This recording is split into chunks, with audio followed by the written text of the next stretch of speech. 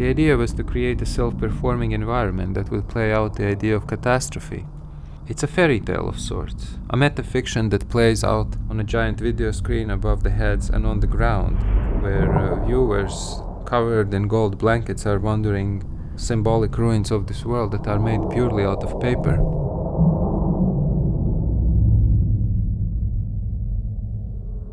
The installation consists of paper sculptures that are scattered across the space.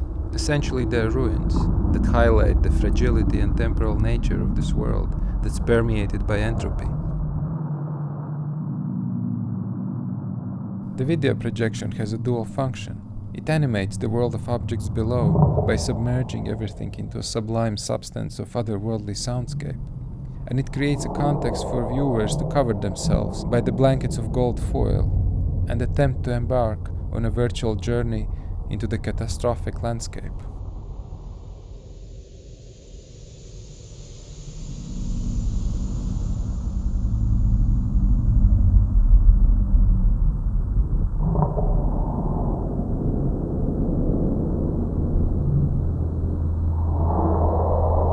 Not Today is a glowing text and light sculpture, a prayer of sorts. It's borrowed from the kind of pop spirituality administered through Hollywood productions. It suggests the possibility of salvation, at least in the temporal eternity of the everlasting present. This text also appears on the wings of the crashed airplane sculpture. The text object is embedded into a large amorphous sculpture made of recycled plastic granules that contain the flotsam of numerous other smaller objects of varied complexity. A rich universe in itself, but in decline.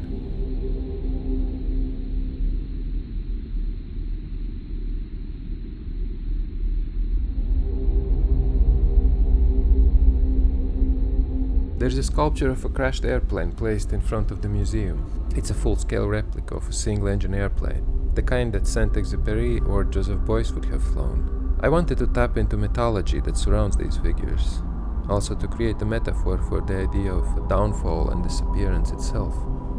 The body of the airplane is wrapped into massive amounts of plastic netting that forms a diffusing cloud around the object, which makes it appear as if it's out of focus or has dematerialized. It is winter, and with the accumulation of snow, the sculpture starts to appear like one of those long-lost airplanes somewhere in inaccessible mountains, found many years later. To me, it suggests an idea of melancholia and passage of time.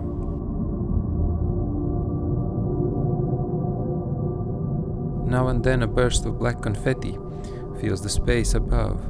It's a moment of magic and fleeting beauty that's ominous at the same time.